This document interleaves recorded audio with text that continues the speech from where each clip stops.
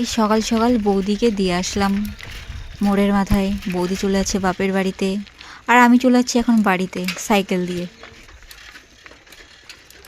আর খুব ঠান্ডা পড়ে গেছে, চারিদিকে শুধু কুয়াশা আর কুয়াশা। রাস্তাতে কেউই নেই, শুধু আমি একাই যাচ্ছি এখান দিয়ে। অনেক সকাল, প্রায় 7টা বাজে।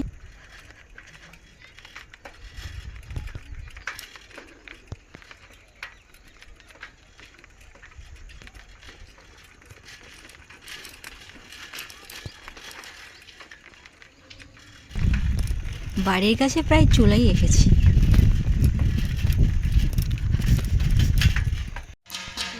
এই যে আমাদের বাড়ির এখানে শিব মন্দির, এখানে শিব পুজো হয়, মনসা পুজো হয়, রাস পুজো হয় এবং সরস্বতী পুজোও হয়।